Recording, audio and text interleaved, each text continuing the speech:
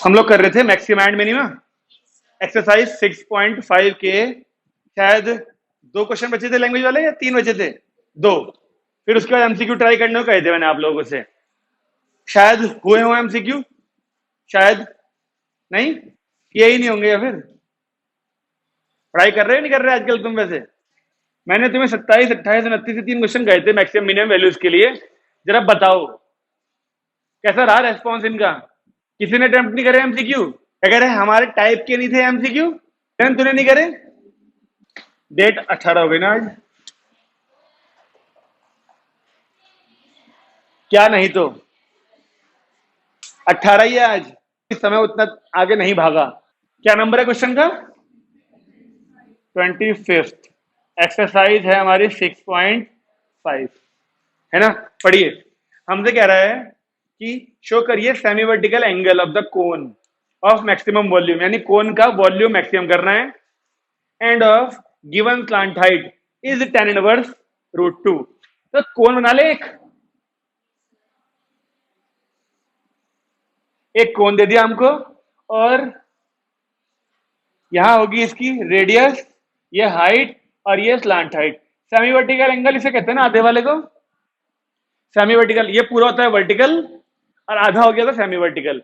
इस थीटा की वैल्यू को हमसे tan इनवर्स √2, ये हिस्सा दिख रहा है, मैंने लिख तो दिया यहां पर, देखना, ठीक है।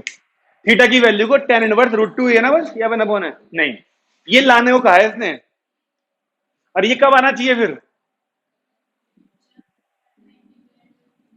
जब हम पहले डेरिवेटिव को इक्वल टू 0 करेंगे तब ये हिस्सा प्रूव हो जाना चाहिए। क्या तुम भूल जाते हो बार बार? हमें 2 डेरिवेटिव करने होते हैं और दूसरे डेरिवेटिव के बाद मैक्सिमम मिनिमम प्रूव होता है, और पहले डेरिवेटिव के बाद अक्सर रेडियस हाफ, हाइट 1/3 और ये थीटा, ऐसी चीजें प्रूव कर जाती हैं फर्स्ट डेरिवेटिव के बाद। तो एक चीज तो ये प्रूव करनी है हमको, एल हमारा गिवन है। एल गिवन होने का मतलब क्या है?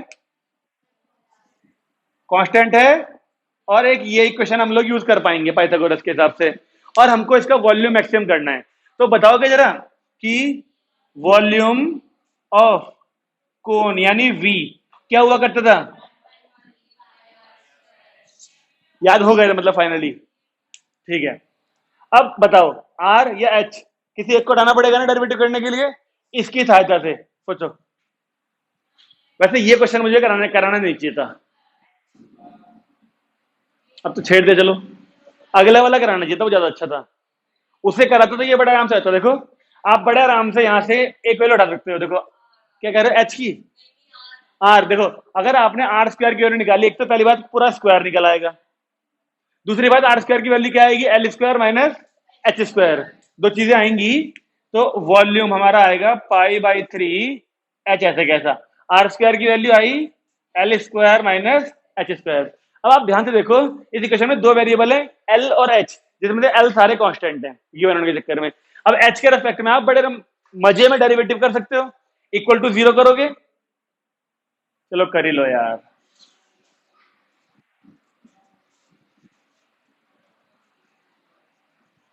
L² - H3, तो dV/dH क्या आएगा? π/3। ऐसे कैसा? ये क्या आ जाएगा भाई H के रेस्पेक्ट में? L² - 3H²। अब ये हो गई हमारी सेकेंड इक्वेशन। इसी को तो इक्वल टू 0 करेंगे। dV/dH को अगर इक्वल टू 0 करें तो L का स्क्वायर इक्वल आएगा 3H² के। अब जरा यहां पर आओ, वापस देखो, हमें सेमी वर्टिकल एंगल थीटा जो है वो tan के रेस्पेक्ट में बोला है, tan के रेस्पेक्ट में। तो यहां से यानी tan निकालना तो पड़ेगा ही, निकालना पड़ेगा। और tan की निकलेगी वैल्यू tan के सामने, ये परपेंडिकुलर और ये बेस, यानी रिलेशन चाहिए हमें R और H में। अगर R H में रिलेशन मिलता है तो हम ये चीज प्रूव कर देंगे, लेकिन अभी आया L और H में, यानी हमको इसकी अभी कोई आवश्यकता नहीं है। आप इस वाली वैल्यू को फिर से फर्स्ट में पुट करिए, अगर फर्स्ट में पुट कर दें, ठीक है। L² की जगह पर डाल दीजिए 3H², तो 3H² इज इक्वल टू ये इधर आ गया तो 2H² बराबर R²। बोलिए, ठीक है।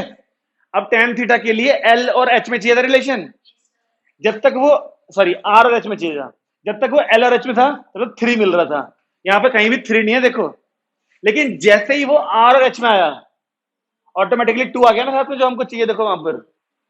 तो यहां से अगर हम रूट कर दें दोनों तरफ, तो √2h बराबर r आ गया, नहीं आ गया? अब अगर आप टेन थीटा निकालें, टेन थीटा की वैल्यू निकालिए, क्या आएगी यहां से बताएं? टेन थीटा परपेंडिकुलर है r अपॉन में h, वैल्यू डाल दीजिए r की, √2h/h, ये हो गया हमारा टेन थीटा। तो थीटा की वैल्यू क्या टेन इनवर्स √2 हो सकती है? एक चीज तो प्रूव कर दी हमने। अब सेकंड चीज था इसका सेकंड डेरिवेटिव कर दें, वो भी लो, d²v/dh², तो π/3 ऐसे क्या ऐसा, l² का 0 और ये माइनस का 6h, जो कि हो गया less than 0, therefore volume is maximum when theta is tan inverse √2। तो है ना आसान क्वेश्चन ये तो काफी, बोलिए। जबकि देखो अगले वाले में भी ऐसा ही है, अगले वाला क्वेश्चन में भी थीटा की वैल्यू tan इनवर्स ना देखे ना साइन इनवर्स दी हुई है, कुछ कुछ ऐसा ही काम करना है, लेकिन वो फिर भी इससे बहुत अच्छा है। क्यों? क्योंकि यहां पर बड़े आराम से वेरिएबल जब हटाए हमने, तो सारे वेरिएबल बड़े आराम से आ गए एक वेरिएबल एक के टर्म में, एक कांस्टेंट और दूसरा इसके रेस्पेक्ट में करना है। लेकिन जो अगला क्वेश्चन है उसमें ये काम इतना आराम से नहीं हो पाएगा। तो मुझे लगता है मुझे सीधे वही कराना चाहिए था, क्योंकि उसको कराता तो ये तुम अपने आप कर सकते थे क्वेश्चन को, इसलिए मैंने तब ब्रेक लगाया था। खैर कोई बात नहीं। तो ये 25वां आसान है, 26वां पढ़िए, देखिए उसमें भी कौन है, क्या कौन ही है, किस चीज में स्क्राइब वगैरह तो नहीं है कुछ, नहीं।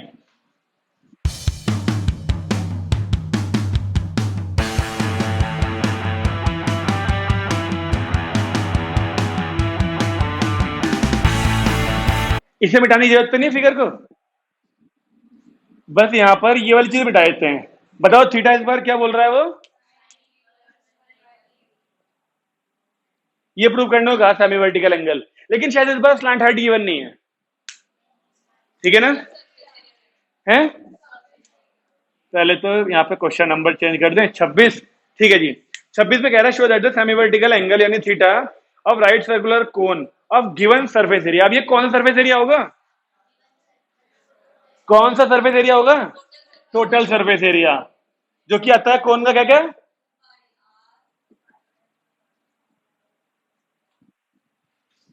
कर्व सरफेस एरिया, ये हो गया, और एक बॉटम में सर्कल होगा, वो ये आ गया। ये हमें गिवन है, यानी इसका यूज करना पड़ेगा हमको। क्या कह रहे हैं, याद नहीं हुआ अब तक? एंड मैक्सिमम वॉल्यूम, इसका वॉल्यूम फिर से मैक्सिमम करना है। तो एक बात बताओ, ये रिलेशन तो फिर से काम करेगा ना हमारा, नहीं मिटाना चाहिए था इसको। चलिए अब ये तो हो गई क्वेश्चन जिसकी हमें जरूरत पड़ने वाली होगी। तो वॉल्यूम, हाँ जी 1/3, फिर से वॉल्यूम ही है ना मैक्सिमम करने को, पिछले वाले में वॉल्यूम था। लो अब अपने दिमाग को दौड़ाओ और सोचो, एक ये क्वेश्चन है, एक ये क्वेश्चन है, किस तरीके से इन दोनों का इस्तेमाल करके यहाँ पे आर या एच को हटा सकते हैं, किसी एक को, आर को किससे, वहां से, वहां से, यहां से आर को कैसे हटा सकते हैं? एक आर है, एक r² है, यहां से किसको, आर को हटाओ, आर को हटाएं तो रूट में आएगा l² - h²। खैर r² पूरी वैल्यू डाल दें अगर यहां पर, तो आएगा l² - h²। ठीक है, क्या एल की वैल्यू निकल जाएगी यहां से? हाँ निकल जाएगी, चलो देखते हैं। ये π/3 ऐसे कैसा, पहले r² वहां से निकालो, क्या आएगा, l² - h² और एक h ऐसे कैसा। अब ये इक्वेशन दो वेरिएबल में अभी भी है, पहले भी दो वेरिएबल में थी, अभी भी दो वेरिएबल में है। क्या हो गया, मच्छर काट रहे क्या, बहुत ज्यादा? मुझे क्यों नहीं काटते हैं खुले में? मैंने एक बात और सुनी है, मच्छर में भी मेल फीमेल कैटेगरी होती है, वो बेचारे बिना बात के ही ऐसे पेश जाते हैं, ठीक है ना? तो तुम लोग ना जैसे ये पहन के आती है ना सॉक्स, ऐसे सॉक्स पहन के आया करो, फिर शायद बच जाए पैर। अब यहां से एल या एच में से किसी एक को हटाने की कोशिश करो, इक्वेशन देखो, एल का स्क्वायर है, अगर यहां से एल की वैल्यू निकाल लें हम, देखिए एल की वैल्यू क्या आएगी, a - πr² अपॉन πr, सही है? ये वाली वैल्यू अगर हम यहां डाल दें एल की जगह पर, और उस पूरे का स्क्वायर करना पड़ेगा, तो ये पूरी इक्वेशन कोई फायदा नहीं है। ये पूरी इक्वेशन फिर से देख रहे हो तुम, आर में आ जाएगी और एच में, बैड आइडिया। और सोचो, ये तरीका काम नहीं करेगा। एक बार तुमने आर देख लिया ना, अब एक काम करो, एच की वैल्यू अगर निकाल लें वहां से तो रूट में आएगा L square minus R square, और फिर एल की वैल्यू यहां से निकाल लें, हाँ वो भी हो सकता है। लो पे उसे देखते हैं इधर करके, पाई आर स्क्वायर ऐसे कैसा, एच की वैल्यू वहां से निकालें तो क्या आएगी रूट में L square minus R square, और एल की वैल्यू अगर यहां से निकाल लें, देखो वो आर के फॉर्म में आएगी, तो ये पूरी इक्वेशन आर में हो जाएगी बस, फिर ठीक है। तो एल की वैल्यू क्या आई थी, पहले भी निकाली थी ना हमने, ए माइनस, ये वाली वैल्यू यहां पुट करें अगर, तो pi are square by 3 root के अंदर एल का स्क्वायर, यानी A minus pi are square by pi r का स्क्वायर माइनस आर का स्क्वायर। ये क्वेश्चन थोड़ी देर पहले मैंने कहा था कि बढ़िया है, इसीलिए बढ़िया है। क्या ये बात सबको समझ में आ गई कि पहले जो हमने तरीका कर रहे थे कोशिश करने की वेरिएबल हटाने की, वो सफल नहीं हो पाया क्योंकि आर को हटा के फिर से आर आ गया था, इसलिए दूसरा तरीका अपनाया, वहां से किसकी एच की वैल्यू निकाली, रूट आ गया भले ही, वो कोई बात नहीं, लेकिन देखो पूरी इक्वेशन में अब केवल आर आर आर है। डेरिवेटिव तो कर लेंगे, रही बात रूट की, रूट को हम स्क्वायरिंग करके बैठा सकते हैं, अभी कल परसों भी हमने तरीका किया था एक, स्क्वायर करके हट जाएगा रूट तो, लेकिन इसको सिंप्लीफाई करते हैं। अंदर देखिए ऊपर जब स्क्वायर खोलेंगे तो पहले क्या आएगा, ए का स्क्वायर प्लस माइनस 2a, क्या करी मैं नहीं बोल लूंगी अब, ये ठीक है क्या, देखो नीचे क्या आएगा पाई स्क्वायर आर स्क्वायर, इसका एलसीएम इसके बाद मिल जाएगा, क्या बन जाएगा वो, चेक करो अपने आप, ये दोनों वैल्यूज कट जाएंगी देखो एलसीएम के बाद, है ना। तो बचा क्या, ये पाई स्क्वायर आर स्क्वायर बाहर आएगा, ये पाई स्क्वायर आर स्क्वायर बाहर आएगा तो बनेगा पाई आर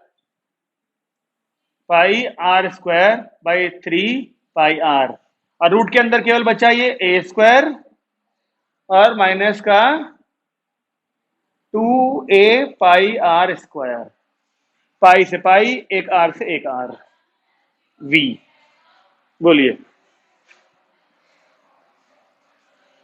अभी भी एक आर बचा है या बाहर, और रूट पूरा है, तो क्या स्क्वायरिंग करके रूट से बच जाए। ध्यान है ना, क्वेश्चन किया था हमने परसों, फिर एक लाइन भी लिखनी पड़ती है उसमें, हाँ एक लाइन लिखनी पड़ती थी उसमें, क्या थी वो line, when V square is maximum Z is maximum, when is V square is minimum Z is minimum, वो लाइन लिखनी पड़ेगी जब जब स्क्वायरिंग करोगे। तो अगर यहां पर हम v का स्क्वायर करें तो ये बन जाएगा फिर से आर स्क्वायर, और रूट गायब हो जाएगा यहां से, 2a पाई आर स्क्वायर। अब इस स्क्वायर को अंदर भेजते हैं और वी स्क्वायर को मान लेते हैं z, ये रहा वी स्क्वायर को मान लिया हमने z, वो लाइन तुम अपने आप लिख देना। तो क्या हुआ नीतिकांत से मैडम, कुछ परेशान लग रही हो, 3 का स्क्वायर, अच्छा हाँ वो भी कर दो, 3 का स्क्वायर होना चाहिए था नीचे, 9 आना चाहिए था।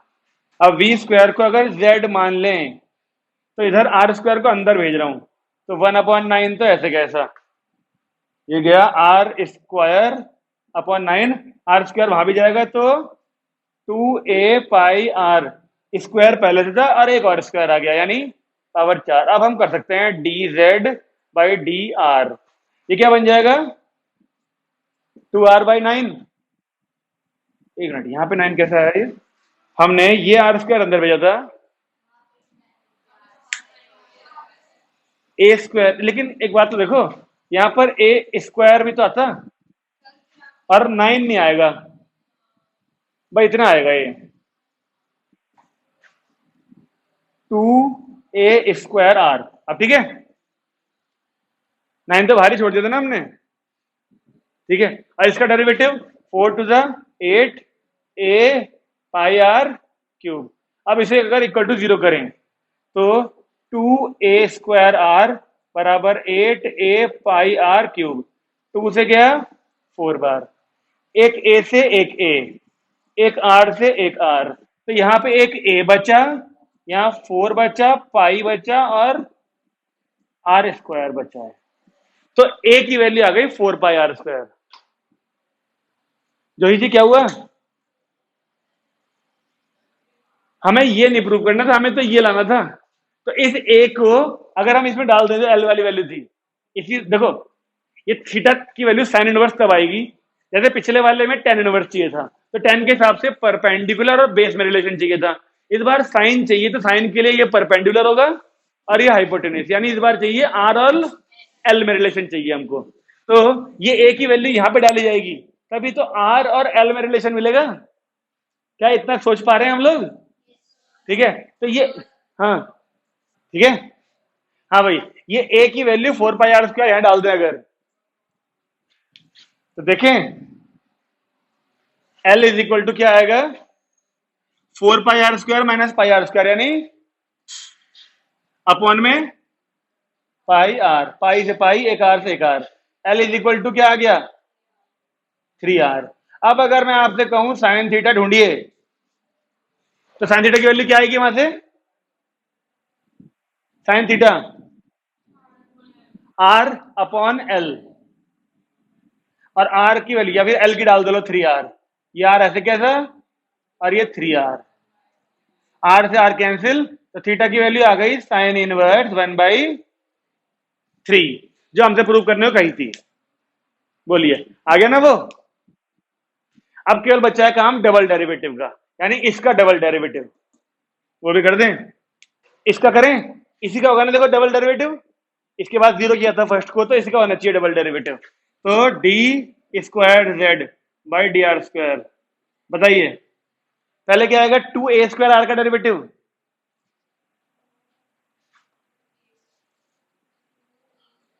बस 2a² r का तो वन हो जाएगा, उधर वालों का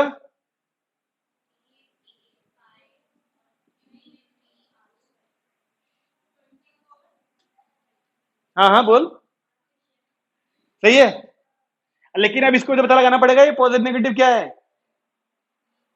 तो ये ए की वैल्यू यहां भी डाल दें और यहां भी डाल दें, दोनों जगह पे आर में आ जाएगी इक्वेशन, फिर चल जाएगा पता पॉजिटिव नेगेटिव क्या है। तो D square Z by D R square, जब ए की वैल्यू 4 पाई r² डाली जाए, डालिए ए का स्क्वायर यानी 16 पाई² r⁴ और 2 और है, तो 32 पाई² r⁴ माइनस ये 24, और फिर ए की वैल्यू बदले 24 × 4 96, ये रहा वो 96, ए तो हो गया, और ए में पाई आर डाला था और एक पाई ये रहा आर, और आर ये, और पाई का स्क्वायर भी आएगा, ये हुआ।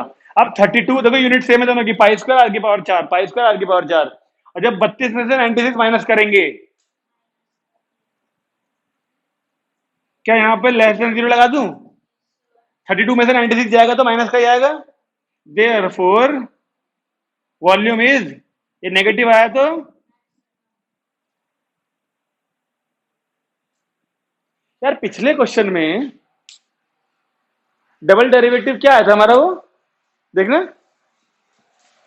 उल्टा तो लिख दिया मैंने इसमें last line, double derivative negative आया था वहां भी, नेगेटिव था ना, ठीक है। हाँ यहां भी डबल डेरिवेटिव नेगेटिव, तो हमने मैक्सिमम लिख दिया, और मैक्सिमम कब, जब थीटा की वैल्यू साइन इनवर्स 1/3 है। तो ये क्वेश्चन मुझे लगता है कराना चाहिए था मुझे, तो इस क्वेश्चन को करके तुम इससे पिछला वाला अपने आप कर लेते, बहुत हल्का था वो क्वेश्चन, जबकि दोनों क्वेश्चन के कॉन्सेप्ट सेम है। इस क्वेश्चन में सारी मेहनत जो है ना इस चीज की है, देख रहे हो तुम, वेरिएबल को हटाने की। ऐसा एक क्वेश्चन और किया था ना हमने पहले, जिसमें वेरिएबल को हटाते वक्त थोड़ी मेहनत करनी पड़ी थी हमको। तो जिन क्वेश्चंस में वेरिएबल को हटाने में हमें मेहनत करनी पड़ती है, उन क्वेश्चंस की मेहनत आप भी बार बार करिए, उन क्वेश्चंस को बार बार करिएगा, ठीक है। जिनमें वेरिएबल एक ऑपरेशन में, जैसे इससे पिछले वाला क्वेश्चन था, उसमें ज्यादा मेहनत नहीं करनी पड़ी वेरिएबल को हटाने के लिए हमने, तो उन क्वेश्चंस का रिवीजन नहीं भी करोगे ना, तब भी तुम एग्जाम में कर दोगे उन क्वेश्चंस को। लेकिन समस्या इनमें आएगी, समस्या इन क्वेश्चंस में आएगी अगर तुमने इनकी प्रैक्टिस ना करी और ये एग्जाम में आते हैं, तो फिर आप पक्का ही अटक जाओगे। इस बात की कोई गारंटी नहीं है कि ये क्वेश्चन आपने एक बार प्रैक्टिस करी थी तो एग्जाम में ध्यान आ जाएगा, जरूरी नहीं है, क्योंकि एग्जाम में वैसी प्रेशर बहुत होता है इतने सारे क्वेश्चंस का, तो दिमाग ना बहुत ज्यादा नई नई चीजें सोच नहीं पाता एग्जाम में। डर। डर होता है ना कि अगर ये क्वेश्चन गलत हो गया तो अगले वाले कितने छूट जाएंगे। और कुछ लोग तो ईगो पे ले जाते हैं, मेरे से कैसे गलत लगता है, इसे ही करके रहूंगा आज तो मैं, पहले इसे ही सही करूंगा भले छूट जाए कितने दर के। तो ईगो पे ले जाते हैं कुछ क्वेश्चंस को, ऐसा नहीं करना एग्जाम में हमको। ठीक है, चलिए आगे बढ़ते हैं। तो ये हमारी 6.5 खत्म हो गई। एमसीक्यू आप लोगों ने कहा था हम खुद कर लेंगे, ठीक है ना, तो वो मैं कराऊंगा भी नहीं, तुम्हारा दिल थोड़ी तोड़ूंगा मैं, कराऊंगा ही नहीं मैं, तुम्हें खुद ही करने पड़ेंगे एमसीक्यू। हाँ, जब तुम करके आओगे और फिर कहोगे कि सर वहां से वहां तक तो हो गया वो क्वेश्चन, लेकिन उसका आगे नहीं हो रहा, फिर मैं समझूंगा कि हाँ तुमने कोशिश करी, फिर मुझे कहोगे तो सोचूंगा कराने की। ठीक है, अब देखें क्वेश्चन, देखो ये रहा एक, नहीं क्वेश्चन वाला है, तो ये भी क्वेश्चन है, इंक्रीजिंग डिक्रीजिंग इंक्रीजिंग इंक्रीजिंग, ये रहा एग्जाम्पल नंबर 50 है मेरी किताब में। तो क्या हुआ मैडम, क्या एग्जाम्पल 50 है मेरी में, वो रेक्टेंगल और चारों तरफ से स्क्वायर काटे हुए, देखो। हाँ देख लो, क्योंकि ऐसा क्वेश्चन हम पिछले साइज में कर चुके हैं, देखो ध्यान से, चारों कॉर्नर से एक स्क्वायर काटे थे हमने, याद है, वहां पे ये क्वेश्चन एक्सरसाइज में था, यहाँ एग्जाम्पल में। तो उम्मीद है कि इस क्वेश्चन को तुम ये नहीं कहोगे सर करा दो, पढ़ के देख, तुझे इसकी शेप देख के लग रहा सेम होगा ये बिल्कुल। चारों कॉर्नर से एक स्क्वायर काटा, अब बचे हुए हिस्सों को फोल्ड कर दिया, एक ओपन बॉक्स बना दिया, उसमें ही वॉल्यूम ही था, उसमें ही वॉल्यूम को मैक्सिमम मिनिमम करने को कहा गया था। हाँ हो सकता है बाद में मैं फाइंड करने को बोल दिया हो, उसमें फाइंड करने को नहीं था। ठीक है, इसका अगला वाला एग्जांपल देखो, एग्जांपल नंबर 51 है मेरी किताब में। तो एक मैन्युफैक्चरर एक्स आइटम सेल करता है इस रेट से, ईच, ईच मतलब एक का प्राइस है, और सेल कितने किए उसने, एक्स, तो टोटल पैसे कितने मिलेंगे उसको, x into selling price, revenue कहेंगे ना उसको, सामान को बेच के जो पैसा मिला होगा वो रिवेन्यू कहा जाएगा, और वो होगा x into selling price of one article. ठीक है, आगे बढ़ते हैं, the cost price of x items. अब तुम मुझे एक बात बताओ, दोनों चीजों में अंतर क्या है। ऊपर तो सेलिंग प्राइस दी थी ईच आर्टिकल की, नीचे लेकिन कॉस्ट प्राइस दे रखी देखिए एक्स आर्टिकल की, इसका मतलब क्या है, नहीं ऊपर तो था ईच, और यहां पर ईच का तो नहीं दिया, मतलब वही है कि अगर रिवेन्यू निकालना था यानी प्रॉफिट निकालना हो आपको, तो प्रॉफिट निकालने के लिए selling price minus cost price करना पड़ेगा, नो डाउट। लेकिन सेलिंग प्राइस वो ईच आर्टिकल का था, आपको उसके अंदर पहले एक्स की इंटू करनी पड़ेगी, वो सेलिंग प्राइस बनेगी एक्स आर्टिकल्स की। लेकिन जब आप माइनस करोगे कॉस्ट प्राइस, तो कॉस्ट प्राइस में दोबारा एक्स की इंटू नहीं करनी पड़ेगी, क्योंकि वो एक्स आर्टिकल्स की ही है। अंतर समझ में आ गया क्वेश्चन में क्या है भाई साहब। जब आप प्रॉफिट निकालेंगे, प्रॉफिट को देखो मैक्सिमम मिनिमम करने को कहा होगा, प्रॉफिट में selling price minus cost price करेंगे। सेलिंग प्राइस एक आर्टिकल की दे रखी है हमको, क्या है ये, 5 माइनस एक्स अपॉन 100, आपने लेकिन एक्स आर्टिकल बेचे थे, तो सारा सामान इतने में बेचा हमने, माइनस, अब यहां पर वो आएगा ना सारा सामान कितने में खरीदा, जो ये वाली वाली दे रखी कॉस्ट प्राइस, ये एक आर्टिकल की नहीं दे रखी है हमको, ये सारे आर्टिकल की दे रखी है, जो कि कितनी है, एक्स अपॉन 5 प्लस, ये देखो यहां पर हमें दोबारा एक्स की इंटू करने की जरूरत नहीं पड़ेगी, ऐसे यहां करनी पड़ी। ये क्वेश्चन में ट्विस्ट है, इसीलिए मिसलेनियस के अंदर है, क्योंकि बच्चे क्या करेंगे, या तो यहां पे एक्स की इंटू नहीं करेंगे बहुत से बच्चे, और या फिर यहां भी कर देंगे एक्स की इंटू। तो ये समझने वाली चीज है कि सेलिंग प्राइस एक आर्टिकल की थी इसलिए एक्स की इंटू करनी पड़ी, और कॉस्ट प्राइस एक्स आर्टिकल की थी इसलिए यहां पे एक्स की इंटू नहीं करनी पड़ी। इक्वेशन मिल गई प्रॉफिट की, अब इसी का सिंगल डेरिवेटिव, इसी का डबल डेरिवेटिव, हो जाएगा आंसर बस मैक्सिमम। आगे बढ़े, चलिए एक्सरसाइज आ गई। मिसलेनियस की एक्सरसाइज में नई वाली किताब में कितने क्वेश्चन है जरा बता, टोटल हमारी में 24 हैं, 16, ओके ठीक है। तो क्वेश्चंस का नंबर ऊपर नीचे होगा क्योंकि टेंजेंट नॉर्मल और एरर्स वाले क्वेश्चन हटे हुए होंगे नई वालियों में। खैर हाँ, तो हमारी में थर्ड है क्वेश्चन, नहीं हमारी में सेकंड है एक क्वेश्चन, तो हमारी में फर्स्ट होगा F X equal to log X upon X वाला। ये क्वेश्चन करते हैं, चलो देखो ये क्वेश्चन बढ़िया है, एक काम तो तुम भी कर सकते हो इस क्वेश्चन में, बोलो क्या, डेरिवेटिव करो, तब तक हम जगह बनाते हैं।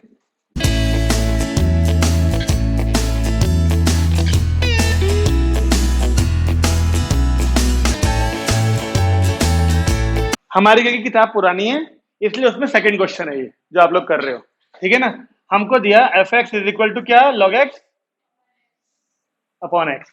हमसे कह रहा है शो करिए इसकी जो मैक्सिमम वैल्यू होगी वो कितनी होगी, ई पे होगी। कितनी होगी ये तो बोला ही नहीं, खैर इसकी वैल्यू मैक्सिमम जो भी होगी जितनी भी होगी वो ई पे होगी। क्या मतलब है ई, फिर क्या होगा, उसका नाम होता है कुछ, पॉइंट ऑफ लोकल मैक्सिमा। अगर हमसे बोल रहा है मैक्सिमम वैल्यू होगी तो मैक्सिमा पे ही तो होगी, पॉइंट ऑफ मैक्सिमा पे, तो यानी ये मैक्सिमा का पॉइंट है, ठीक है। तो डेरिवेटिव करा आपने इसका पहले, क्वेश्चन टू लगा दिया था, एक्स का square x into one upon x minus log x, cut गया। तो एफ डैश एक्स को अगर आपने इक्वल टू जीरो करा तो यहाँ पे है केवल वन माइनस लॉग एक्स, तो वन माइनस लॉग एक्स को जीरो करा आपने, तो इससे आ गया होगा log X equal to one, और इसके आगे आपने नहीं किया होगा बस, क्योंकि हम नहीं जानते कि लॉग की वैल्यू वन कहाँ होती है, 10 पे। बिल्कुल सही कहा है इसने, 10 पे। अगर हम केमिस्ट्री पढ़ रहे होते तो हम इसे उपहार देते, और बोल दिया कि मैथ में नहीं होता 10, मैथ में नहीं होता 10, तो एक्स की वैल्यू देखो ई तो आ गई क्रिटिकल पॉइंट, लेकिन मैक्सिमम भी तो प्रूव करना पड़ेगा। मैक्सिमम के लिए डबल डेरिवेटिव कर दें इसका बस, और डबल डेरिवेटिव में एक्स की वैल्यू ई डालने पर क्या आना चाहिए, वो नेगेटिव हो जाएगा अपने आप, ये पॉइंट ऑफ मैक्सिमम सही है। तो डबल डेरिवेटिव करिए one minus log X upon x square का, वो तुम्हारा काम करिए। डबल डेरिवेटिव जल्दी से, डबल डेरिवेटिव को सिंप्लीफाई मत करना, उसमें तुरंत एक्स की वैल्यू ई डाल देना, और देखो नेगेटिव आ रहा है या नहीं आ रहा। एक्स की जगह पर हो सकता है कहीं पर लॉग एक्स आ जाए, लॉग एक्स तो लॉग ई बोला जाएगा उसको, और फिर उसकी वैल्यू वन हो जाएगी। क्या डबल डेरिवेटिव नेगेटिव आ रहा है, वैसे क्या क्यों बोलना, आना तो है ही। डबल डेरिवेटिव नेगेटिव आया क्या, यस, दो बच्चों का आ गया। जैसे डबल डेरिवेटिव नेगेटिव आएगा लिख दीजिएगा therefore f x is maximum at x is equal to e, हो गया प्रूव। क्वेश्चन नंबर 2 के बाद में कौन सा है नंबर मैक्सिमम निमाई क्वेश्चन का, हमारी किताब में तो मतलब पुरानी में फोर्थ नहीं, इंक्रीजिंग डिक्रीजिंग अभी नहीं पढ़ा हमने। हमने मेरी में एट्थ है, आइसोसेलेस वो वाला होगा ना, देखो ये maximum area of isosceles triangle वाला, पढ़िए उसको, हाँ एलिप्स वाला, यस बहुत बढ़िया क्वेश्चन है ये। और वैसे तो मैक्सिमम निमा के मतलब मिसलिनियस के सारे क्वेश्चन बढ़िया होंगे, ये तो पता चल ही गया हमको, 2 साल हो गए हमको 11th 12th की मैथ करते करते, मिसलिनियस के क्वेश्चन अच्छे ही होते हैं, ठीक है। चलिए पढ़े एक बार, एक आइसोसेलेस ट्रायंगल को इंस्क्राइब करा गया एलिप्स के अंदर, और कुछ इस तरीके से कि उस ट्रायंगल का एक वर्टेक्स एलिप्स के मेजर एक्सिस के उस पे है, जहां मेजर एक्सिस है एंड पे, ठीक है, बचे पे तो कहीं भी हो सकते हैं। तो हमको उस आइसोसेलेस ट्रायंगल का एरिया मैक्सिमम करना है शायद, देखो ठीक है ना, ठीक है जी। तो पहले एक बना ले एलिप्स, कुछ ऐसे करके बन गया हमारा एलिप्स, और इसके एक मेजर एक्सिस, देखो ये मेजर एक्सिस ये पूरी होती है ना, इस मेजर एक्सिस के एक एंड पॉइंट बना लिया हमने, एक ट्रायंगल ये रहा, प्रणाम जी, और दो वर्टेक्स ये रहे, देखो एक ये रहा, एक ये रहा। अब ये दोनों पॉइंट जरूरी नहीं यहाँ हो, ये यहाँ भी हो सकते हैं इधर, लेकिन होंगे एलिप्स के ऊपर ही। अच्छा एक यहाँ पर और दूसरा यहाँ के नहीं हो सकता, आइसोसेलेस, आइसोसेलेस के लिए दोनों चीजें बराबर भी तो होनी चाहिए वाली, तो एक वर्टेक्स यहाँ और एक वर्टेक्स यहाँ नहीं हो सकता, फिर दोनों या तो यहाँ पर होंगे या दोनों यहाँ पर, ठीक है। चलिए अब अगर आपको ध्यान हो, एलिप्स की क्वेश्चन वैसे दे दी, फिर तो ध्यान हो या ना हो की बात ही नहीं है हमारे सामने। अब X square upon A square plus Y square upon B square equal to 1 है। इसके हिसाब से क्या आपको पता है कि मेजर एक्सिस के एंड पॉइंट्स यानी जिसे वर्टिसेस बोलते थे वो क्या आएंगे इसके हिसाब से, यानी ये वाला पॉइंट क्या होगा और ये वाला क्या होगा, जी, क्योंकि एक्स के नीचे जो ए है ना, यही वाली वैल्यू होती है पूरे 2a, इधर भी ए होगी इधर भी ए होगी, तो वो कौन हो जाएगा, a कॉमा जीरो, इधर माइनस a कॉमा जीरो। तो जो ट्रायंगल का एरिया ढूंढना है हमको, हमको ट्रायंगल का एरिया ढूंढना है, उसके लिए एक वर्टेक्स तो पता है हमको, और ये हम जानते हैं ओरिजिन होता है 0,0। अब अगर हम इनके नाम रख लें, ये तो O हो गया, A, B और C। हमको इस ट्रायंगल का एरिया ढूंढना है, तो देखो किस तरीके से ढूंढने वाले हैं हम। थोड़ी बहुत जानकारी हमको उसके लिए उसकी होनी चाहिए लिप्स की अपनी। तो देखें area half base into height. चलिए क्या कह रहे हैं, ना तो हमें पता है इसमें बेस और ना पता है इसमें हमें हाइट। दिख तो रहा होगा बेस ए बी है और हाइट है ये वाला सीएम। ओके चलिए अब देखते हैं। देखो बेस, आओ देखो यहां पर जरा, अगर मैं आपसे कहूं कि जितना एम होगा, आपको लगता है उतना ही बीएम भी होगा? ये लिप जितना ऊपर होगा उतना नीचे भी होगा, ठीक है ना? तो अगर मैं आपसे इसके कोऑर्डिनेट्स को पोलर फॉर्म में चेंज करने को कहूं, तो आपको ध्यान है कुछ दिन पहले हम लोग जब पैरामेट्रिक डिफरेंशिएशन कर रहे थे, तब हमारे सामने एक्स और वाई दोनों की अलग अलग इक्वेशन आया करती थी, और मैं कहता था उन दोनों को सॉल्व करके हम एक इक्वेशन बना सकते हैं कार्टेशियन। याद है कुछ? जैसे X is equal to cos theta, Y is equal to sine theta, example लिया था मैंने। इन दोनों को सॉल्व करके X square plus Y square is equal to 1, जो कि सर्कल की इक्वेशन आई थी। तो मैंने कहा था X is equal to cos theta and Y is equal to sine theta are the parametric equations of circle. Circle की पैरामेट्रिक इक्वेशन होंगी, ऐसे ही पैरामेट्रिक इक्वेशन कुछ ना कुछ इलिप्स की तो होती होंगी, इलिप्स की भी होती होंगी। उसी के लिए हम क्या कर रहे हैं, इस ए पॉइंट को लेट कर रहे हैं। देखिए ए को एक्स कॉस नहीं, a cos theta b sine theta. मैंने ये देखो कोई भी कोऑर्डिनेट एक्स कॉमा वाई की फॉर्म में तो होता है, यानी एक्स की वैल्यू को लिया मैंने ए कॉस थीटा और वाई की वैल्यू को लिया मैंने बी साइन थीटा। क्या आपको लगता है, क्या आपकी बुद्धि काम कर पा रही है? इन दोनों इक्वेशन को सिंपलीफाई करके ये मिल जाएगी क्या? अगर इन दोनों को सिंपलीफाई करके ये मिलेगी, तभी तो हम बोलेंगे कि इसकी पैरामेट्रिक इक्वेशन है दोनों को। सोचो इन दोनों को सॉल्व करके मिलेगा क्या? एक्स की वैल्यू ए कॉस थीटा यहां पुट करो जरा, तो ए स्क्वायर का एक ए, मतलब ए स्क्वायर से पूरा ही कट जाएगा ए स्क्वायर बल्कि। फिर वाई की वैल्यू डालो यहां पर, बी स्क्वायर से बी स्क्वायर कट गया, यहाँ कॉस स्क्वायर बचा होता है, यहाँ साइन स्क्वायर आ गया, नहीं आ गया 1? तो क्या हम ये दोनों लट कर सकते हैं? बस यही काम है मेन हमारा, इस क्वेश्चन का यही मेन काम है। हमने ए के कोऑर्डिनेट्स अगर ये लट कर लिए, तो बी जस्ट नीचे ही तो है इसके, तो बी के कोऑर्डिनेट्स तुम्हारे साथ बताओ क्या होने चाहिए? ये वाला माइनस नहीं होना चाहिए, ये वाला माइनस होना चाहिए।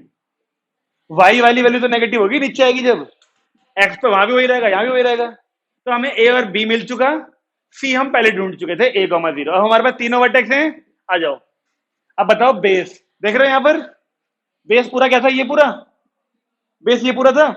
अगर मैं आपसे कहता हूं कि ए कोऑर्डिनेट है हमारा, जी ए है, ए कॉस थीटा और बी साइन थीटा है, देख रहे हो?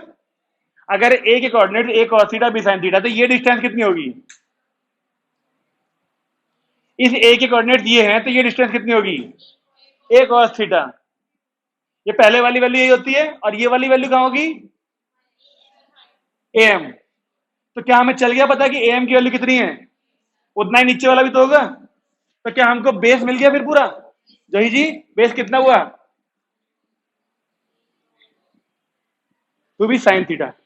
ये बी साइन थीटा है ना, देखो ये वाला हिस्सा, तो नीचे वाला भी बी साइन थीटा होगा, तो पूरा बेस मिल गया हमको 2 बी साइन थीटा। कोई समस्या? ठीक है जी। हाइट की बात करें, हाइट आपके सामने ये वाला हिस्सा है। आओ फिर से देखो यहां पर, ये पूरी कितनी है डिस्टेंस? ए है, ये डिस्टेंस कितनी बोली तुमने अभी? तो वो मिल गया नहीं मिल गया सीएम? बोलिए हाँ या ना? क्या लगता है क्वेश्चन बढ़िया? बोर्ड में आ चुका है, एग्जाम में आ चुका है, बढ़िया है क्वेश्चन। और एक और क्वेश्चन मिलेगा जब हम आर डी शर्मा करेंगे ना, सेम क्वेश्चन, इलिप्स के अंदर रेक्टेंगल इंस्क्राइब करा होगा, बस इलिप्स के अंदर रेक्टेंगल इंस्क्राइब करा होगा। तो देखो कैसे बनेगा वो, ऐसे, देख रहे हैं? उस रेक्टेंगल का एरिया भी एल इंटू बी से निकलेगा, उस रेक्टेंगल के कोऑर्डिनेट्स भी हम ये लेट करेंगे, ए और बी, ये वाला ये वाला ये वाला, अकॉर्डिंगली क्वाड्रेंट चेंज होने के चक्कर में माइनस प्लस हो जाएंगे। बस चारों वर्टेक्स पता होंगे, हम उनकी बड़े आराम से डिस्टेंस निकाल लेंगे, एल इंटू बी करके एरिया ढूंढ लेंगे, और फिर वही काम करेंगे जो यहां करने वाले हैं। तो जब वो क्वेश्चन आएगा ना, तो मैं आपको कहूंगा अपने आप करो। ओके, आइए अब यहां पर 2 से 2 कट गया, यहां पे ए कॉमन ले लूं, ये बचेगा नहीं बचेगा एरिया, ये कॉमन लिया तो 1 माइनस कॉस थीटा, ये बी बचा हुआ था, A B sine theta 1 minus cos theta. अब अगर डेरिवेटिव करें तो थीटा के रेस्पेक्ट में होगा, ए और बी तो कांस्टेंट वैल्यूज हैं, इलिप्स की हैं वो, ठीक है। तो sine theta constant, 1 minus cos theta का डेरिवेटिव क्या आएगा,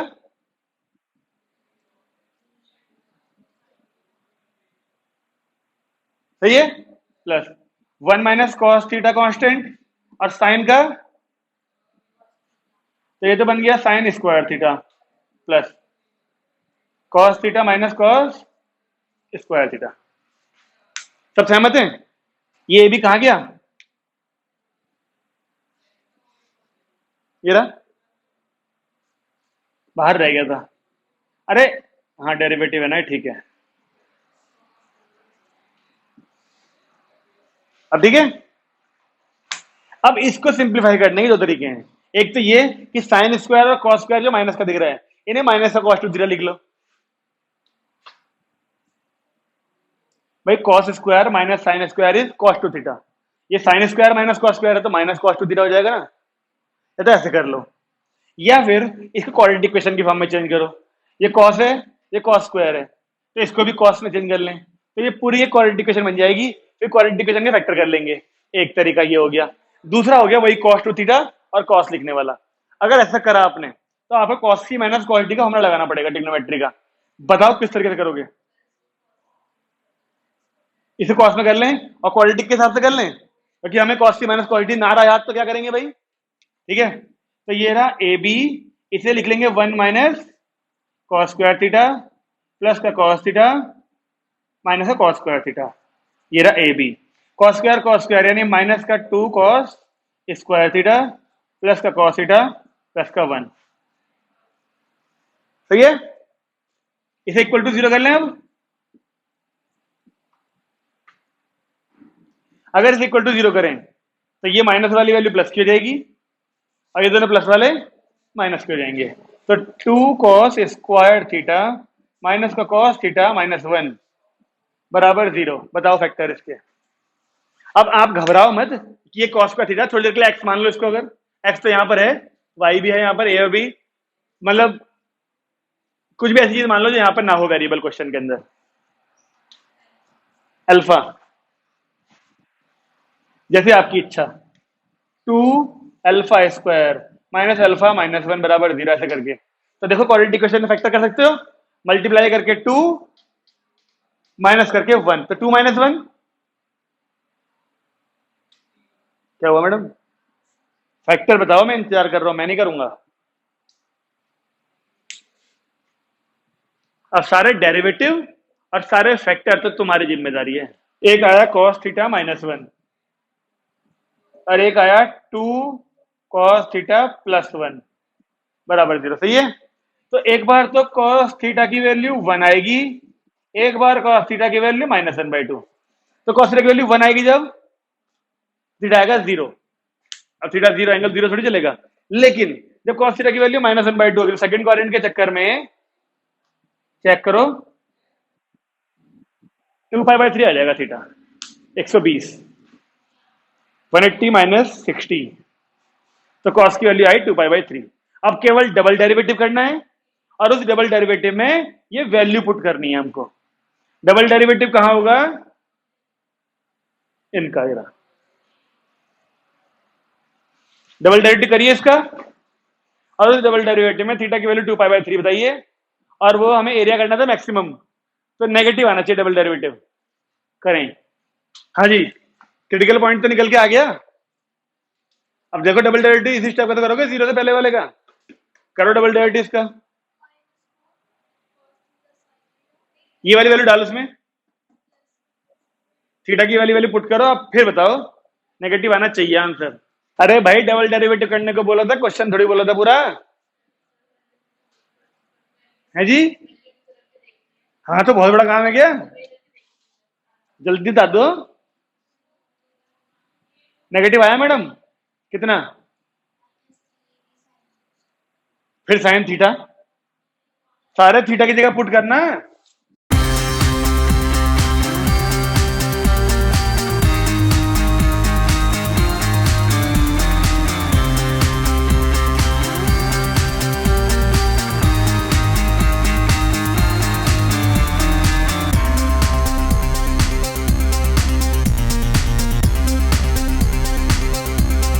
हाँ जी, डबल डेरिवेटिव नेगेटिव आ गया आप लोगों का। तो यानी क्वेश्चन नंबर हमारी किताब में 8 था, वो हो गया। उसका अगला क्वेश्चन देखो, फिर से मैक्सिमा मिनिमा का ही है। देखो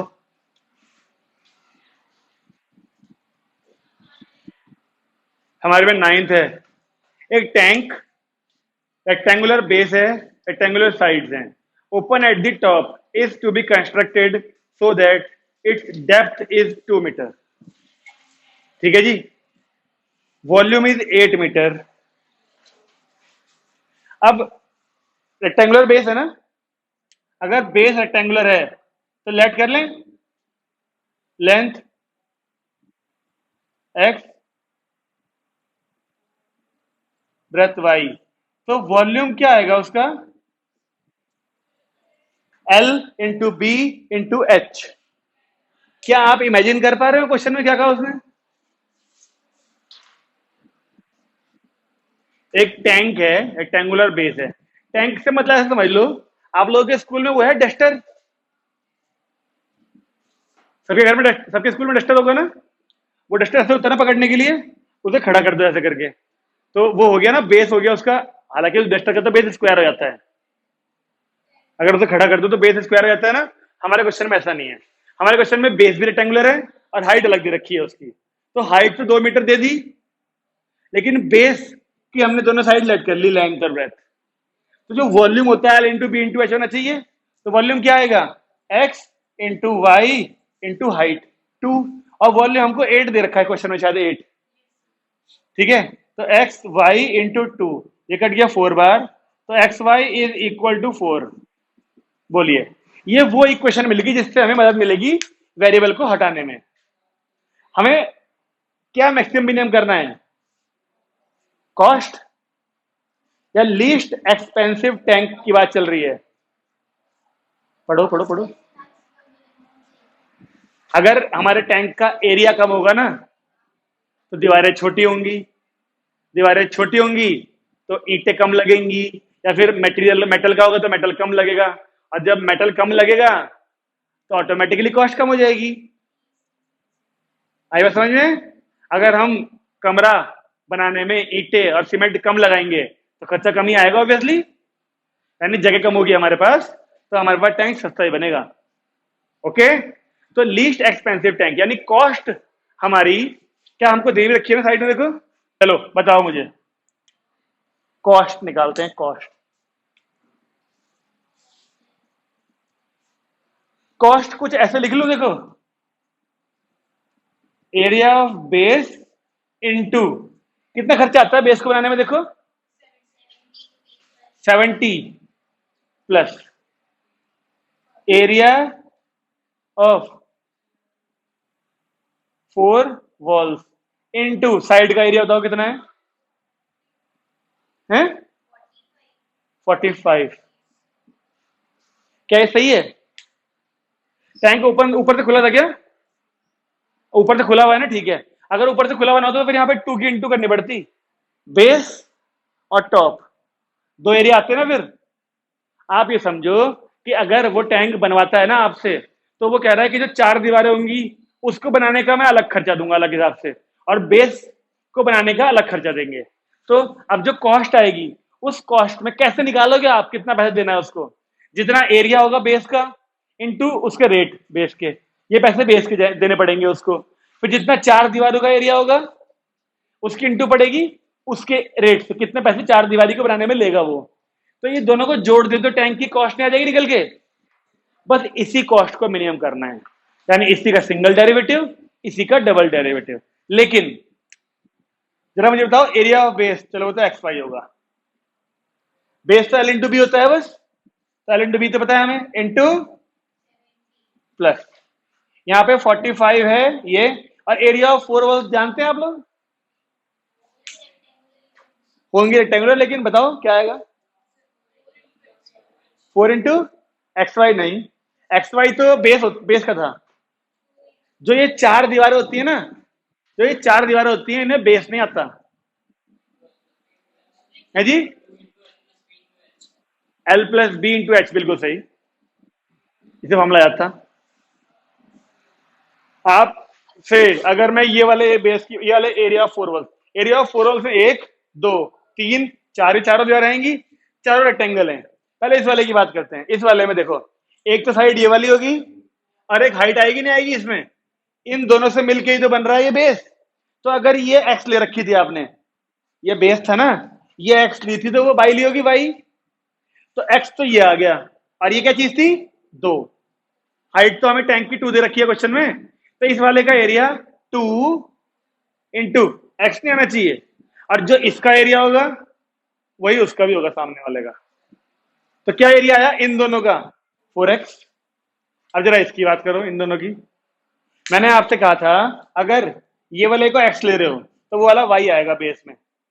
अब ये वाली दीवार किसी से मिलकर बन रही है, एक तो y से और एक हाइट से, देख लो ध्यान से, रेक्टेंगल तो है ये भी एक रेक्टेंगल है, और इस रेक्टेंगल में एक तो ये वाली साइड है और एक ये है, बस ये 2 है पहले से पता है हमें, और वो कितना है y, तो ये हो गया 2y, तो ये वाला भी क्या होगा फिर, तो यानी ये पूरा हो गया 4y, ये है एरिया ऑफ 4 वॉल्स। अब इस पूरे का डेरिवेटिव क्या हम कर सकते हैं, नहीं कर सकते, बताओ क्यों नहीं कर सकते, क्योंकि एक्स और वाई दोनों वेरिएबल है, यहां पर एक को हटाने के लिए यहां से उठाओ वैल्यू, यहां पे तो एक्स वाई की पूरी वैल्यू 4 डाल देंगे, और यहां पर एक्स की वैल्यू या तो रख दो 4/y यहां पर, या तो यहां पे 4/x रख दो, और डेरिवेटिव शुरू करो। क्या वो जोशी जी, डेरिवेटिव शुरू करिए जल्दी से। क्या इसको डेरिवेटिव करके इक्वल टू 0 कर दिया आपने, क्या उससे सॉल्व करने के बाद x इक्वल टू वाई आ गया, इक्वल टू 2 आ गया ना, तो उससे क्या आप ये बोल सकते हो x is equal to Y is equal to 2, दोनों इक्वल टू आ गए, और उस टैंक की हाइट भी 2 थी, तो वो टैंक एक्चुअली में क्यूबॉइड शेप का ना होके क्यूब शेप का होगा, हाँ है ना, जितना लेंथ उतना ही ब्रेथ उतनी हाइट है उसकी। तो क्या आपने फिर डबल डेरिवेटिव किया, डबल डेरिवेटिव को मिनिमम लाना है, यानी डबल डेरिवेटिव पॉजिटिव आना चाहिए, आ गया, जब डबल डेरिवेटिव पॉजिटिव आ गया हो तो लिख देना therefore cost is minimum, cost is minimum लिख देना, ठीक है जी। अच्छा फिर उसके बाद उसने ना कॉस्ट ढूंढने को भी कही है हमसे, देखो लिखा है ना क्वेश्चन में, what is the cost of least expensive tank, वो लीस्ट एक्सपेंसिव कॉस्ट की टैंक की कॉस्ट क्या होगी, तो देयरफॉर यहां पर कॉस्ट लिख दें जो कि मिनिमम आएगी, ये रहा एरिया हमारा, यही तो है, सॉरी कॉस्ट यही तो है, निकाल दो बस, एक्स और वाई सब जगह पे 2 डाल दो, और चेक करो 70 इंटू क्या आएगा, 2 to the 4 plus 45 into 4 to the 8 plus 8, यानी 280 ये हुआ, और 16 45 इंटू 16 ये हुआ 280, और ये 720, 1000 रुपये आ जाएगी कॉस्ट, ये होगा वो सस्ते सस्ता टैंक की कॉस्ट। यहां पे आगे क्वेश्चन खत्म होगा, बोलिए कोई समस्या, अगला कर सकते हैं। देखो अगला फिर मैक्सिमा मिनिमा का है, क्या मतलब एक वो है विंडो वाला है, कौन सा है, sum of perimeter of a circle and square is K, मैं इंतजार कर रहा हूं कि कब तुम लोग कहोगे कि तो कर रखा है हमने, क्या कह रहे हैं हमने, क्या नहीं किया जी, जिसमें 28 मीटर था, और उस टाइम भी मैंने कहा था कि आगे एक क्वेश्चन आएगा ऐसा, और पर अंतर इतना, यहां पर वो 4x लेके चलोगे, अगर डायमेंशन रेडियस r लेके चलोगे तो वो 4x plus 2πr equal to 28 ना लेके k लेके चलना पड़ेगा, कांस्टेंट दे रखी है। तो क्या ये क्वेश्चन बिल्कुल सेम नहीं है वैसे ही, हाँ, तो ये क्वेश्चन तुम्हें खुद करना पड़ेगा। मैं समझ गया तुम यही कहना चाह रहे हो ना, ठीक है चलो कर लेना, खुद कर लेना भाई। और बताओ और क्या चाहिए तुम्हें? चलो हम अगला देखते हैं, 11वां। कोई समस्या है? बीमार सी लग रही कुछ? या बुखार वगैरह हो रहा क्या? बता दिया अगर गिरने पड़ने वाली हो तो देख, हम उसे कह देंगे एक्टिव हो जा। क्वेश्चन क्या? 11वां क्वेश्चन समझ में आ रहा है आपको? एक विंडो रेक्टेंगल की फॉर्म में है और उसके ऊपर एक सेमी सर्कुलर ओपनिंग है। इसका भी जिक्र मैंने कुछ किया था एक दिन तुमसे, पेरीमीटर की जब बात चल रही थी। तो देखो करना पड़ेगा क्या? मुझे लगता तो नहीं करना पड़ेगा वैसे। लो, ऐसे करके एक विंडो है रेक्टेंगुलर और उसके ऊपर एक सेमी सर्कुलर ओपनिंग है, बिल्कुल ऐसी जैसी ये है, ठीक है ना? इस विंडो से हमको कह रहा है बताइए क्या डायमेंशन होंगी इस विंडो की ताकि मैक्सिमम लाइट अंदर आ सके, ऐसी है ना क्वेश्चन। अब मैक्सिमम लाइट यानी ज्यादा से ज्यादा लाइट इस खिड़की से कब आएगी अंदर? जब ये खिड़की बड़ी से बड़ी हो यानी एरिया से ज्यादा हो।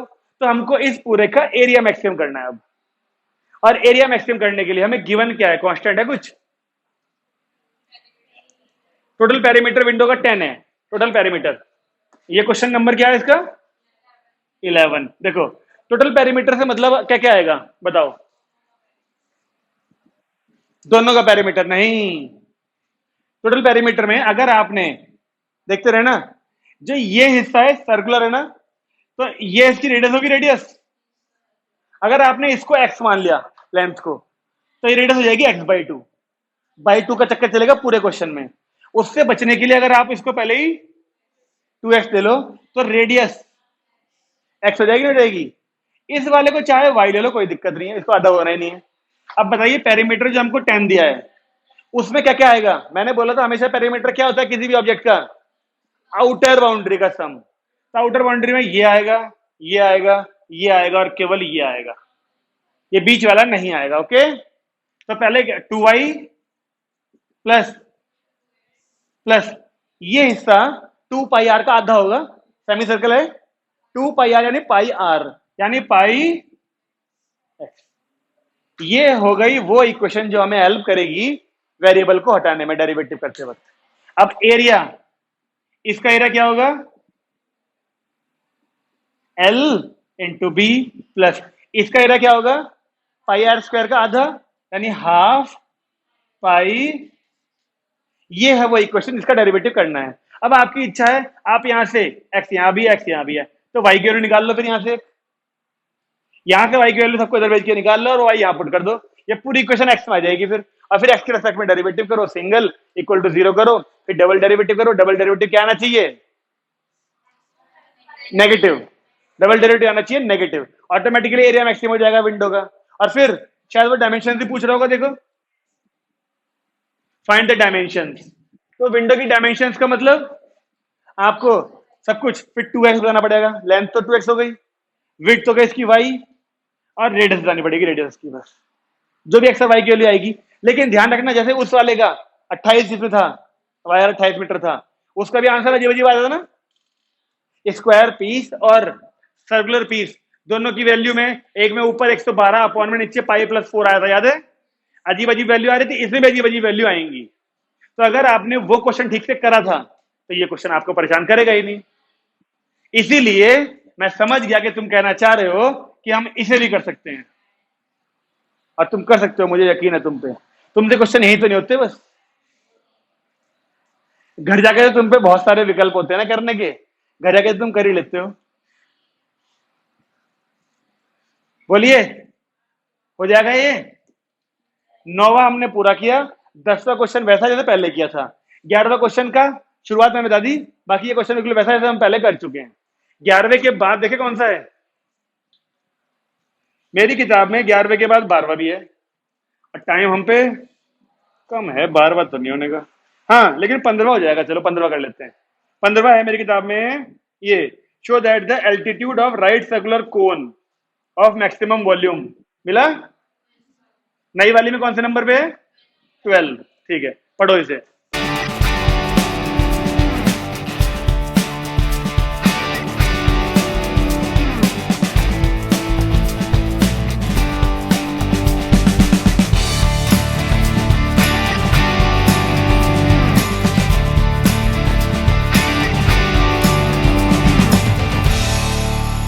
क्या बोला, एक सर्कल के अंदर ट्रायंगल है या फिर स्फेयर के अंदर कोन है?